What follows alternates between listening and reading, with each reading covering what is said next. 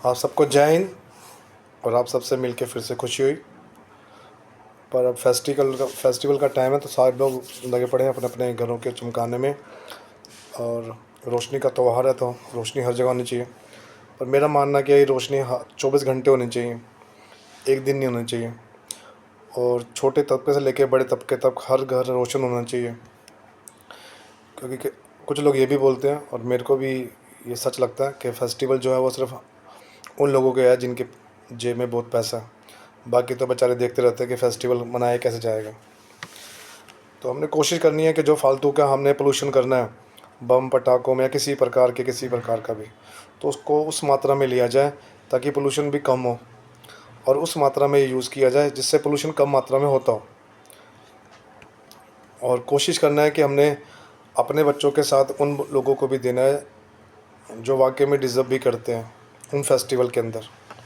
ज़रूरी नहीं है कि हम अपनी फैमिली में ही सबको करें, तो उन लोगों को भी दे सकते हैं जो हमारे अपने नहीं है पर हमारे अपने हैं, एक इंसानियत के नाते। तीसरा आता है कि जो अगर पोल्यूशन होता है तो उसका इम्पैक्ट हर किसी पे होता है, चाहे वो छोटा हो, चाहे बड़ा हो, चाहे अमीर है, चाहे गरीब है, चाहे आपका जानकार है, चाहे आपका जानकार नहीं है। तो जब उनका इम्पैक्ट हमें पड़ना है पोल्यूशन पे, एटमॉस्फेयर पे, नेचर पे, तो उनका इम्पैक्ट फिर हमारी हम पे पड़ेगा। तो उन चीज़ों को भी हमने एनालाइज़ करना है और उस चीज़ से चलना है ताकि वो स्ट्रक्चर का ख़राब ना हो। आप फेस्टिवल को एंजॉय भी करो, ठीक है, उसका किसी और पे नेगेटिव इम्पैक्ट भी ना पड़े। दूसरा है कि बार्गेनिंग थोड़ी कम करना। कई लोग बार्गेनिंग बहुत ज़्यादा करते हैं स्ट्रीट वेंडर से, तो थोड़ा मैं आप सब से मेरी अपील है, बार्गेनिंग थोड़ा इनसे ना की जाए तो अच्छी बेटर है। हाँ, अगर वो आपको लूट रहे हैं, कोई भी लूटता है, तो उसमें तो आप बार्गेनिंग का वहाँ से सामान ही मत लो। दूसरा, आपको लगता है कि एक चीज़ इतनी महंगी है और आपको पता भी है वो महंगी है, फिर भी आप उसमें बार्गेनिंग करके उनको इसलिए कर रहे हो, तो उनके एक वक्त की रोटी या 2 वक्त की रोटी वहाँ से मिल जाती है उन बेचारों को। तो थोड़ा इन चीज़ों का भी ध्यान रखो। तीसरा, अभी मैं देख रहा हूँ कि अभी दोबारा से लोग लाइनों में लग गए हैं हर प्रकार की स्कीमों के लिए।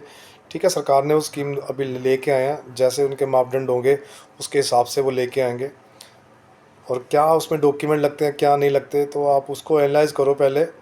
जो ढंग का बंदा हो, सीएससी वाला हो, या ढंग का बंदा गवर्नमेंट के अंडर में हो, या ढंग का बंदा हो जो नोटिफिकेशन जारी करता हो, तो आप उनसे जाके कंसल्ट कर सकते हो कि ये पेपर लगे नहीं लगे। फिर जाके उन पेपरों को बनवाओ। ऐसे ही लाइन में मत लग जाओ किसी भी लाइन के अंदर। किसी ने बोला कि इसका इनकम सर्टिफिकेट चाहिए, किसी कह रहा उसका इनकम सर्टिफिकेट चाहिए, तो पहले एनालाइज़ करो किसका इनकम सर्टिफिकेट चाहिए, कमाने वाले का चाहिए या फिर जो काम नहीं कर रहा उनका चाहिए। अगर जो कमाता नहीं है तो उसका जीरो का बनना चाहिए, जो कमाता है उसका उसी इनकम के हिसाब से। तो ये सारी चीज़ों को आप एनालाइज़ करो। डोमिसाइल का भी पता करो किसका चाहिए किसका नहीं चाहिए। ये तो एक ऐसा पेपर है जो होना ही चाहिए। तो ये सारी चीज़ों को आप एनालाइज़ करो और जो आपको ढंग से बता रहे हैं उनसे ही करो। जो लूटने में लगे हैं, जो 500-600 रुपये, 1000 रुपये, उनसे थोड़ा दूर रहो।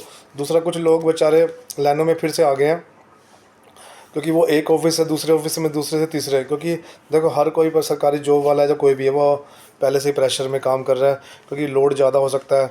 ठीक है, काम का जो अब बहुत सारे रीज़न हो सकते हैं, मैं किसी के ऊपर पिंक पॉइंट नहीं करना चाहता कि ये उसकी गलती है उसकी गलती है। तो मेरा यही है कि अगर किसी से कहीं जो इन्फॉर्मेशन मिल जाए तो सारी इन्फॉर्मेशन लेके ही वो वहाँ जाए, नहीं तो वो धक्के खाता रहेगा इस डिपार्टमेंट से उस डिपार्टमेंट, उस डिपार्टमेंट में उस डिपार्टमेंट।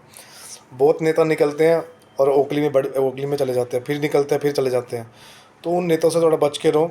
अगर उनकी इतना उनको ज्ञान होगा, क्वालिफिकेशन होगी, तो वो आपको सारी जानकारी बता देंगे। सिर्फ वो इसलिए लड़ रहे हैं ताकि वो चुनाव में जीत जाएँ और बाद में आपको दिखे भी ना। तो इन लोगों से तो मेरी आप सबसे अपील है, उन लोगों से थोड़ा दूर रहें। मुझे हाथ जोड़ने में कोई इंटरेस्ट नहीं है किसी से, ना मुझे ये शौक़ है हाथ जोड़ने का, और ना मैं कभी हाथ जोड़ता हूँ। क्योंकि जब मैंने अपना काम हक से करवाना है तो उसमें मैं किसी को आगे हाथ जोड़ूँ। और कई लोग इन चीज़ों को एनालाइज़ नहीं कर रहे, तो आप सब समझो। दूसरा, क्या अभी मेरा फ़ोन नंबर नहीं चल रहा, तो मैं जल्द से उसको एक्टिवेट करवा रहा हूँ, क्योंकि वो नंबर के मेरे मामा जी के नाम से है। तो जैसे ही मैं इसको एक्टिवेट करवा लूँगा तो वो मैं कर दूँगा। और एक मेरा फ़ोन ख़राब हो चुका है, अगर वो ठीक हो गया तो ठीक है, नहीं तो मैं उसको अरेंजमेंट करूँगा। तो जैसे वो आएगा तो एक ग्रुप अभी मेरा नहीं चल रहा, वो एक्टिवेट हो जाएगा, उसमें कोई भी इंफॉर्मेशन नहीं डाल पा रहा, तो वो इंफॉर्मेशन मैं इंस्टॉल कर सकूँ। और ऑलमोस्ट लोगों का मेरा इसके साथ लिंक ही है अपना यूट्यूब के साथ, तो उनके थ्रू उनके पास ही वो योजना पहुंच जाए। और ऑफिस में मैं अभी थोड़ा कम बैठ रहा हूँ क्योंकि मेरे पैर के में कुछ दिक्कत आ रही है, जिसकी वजह से मुझे उठना बैठने में बहुत दिक्कत हो रही है। तो जैसे ही मैं प्रॉपर्ली वर्क करूँगा तो मैं फिर प्रॉपर्ली उसमें बैठूँगा। अभी तो मैं 3-4 घंटे या 5 घंटे बैठ जाता हूँ, या ज़्यादा बैठा जाता है तो सुबह 9:30 से लेकर 6 बजे तक बैठ जाता हूँ। पर कई बार मुझसे नहीं बैठ जाता तो मैं 1-2 बजे तक वापस आ जाता हूँ।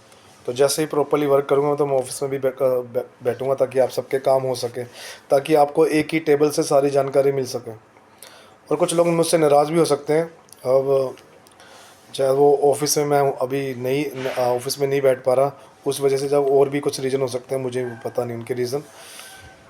मैं कोशिश कर रहा हूँ कि काम को ज़्यादा करूँ, पर अभी मेरी आँखों में बहुत फ़र्क आ गया, तो मुझे देखने में बहुत दिक्कत हो जाती है। तो उसका ही भी, ताकि मैं अपना थोड़ा हेल्थ का ध्यान रखूँ, ताकि आप सबके काम मैं कर सकूँ।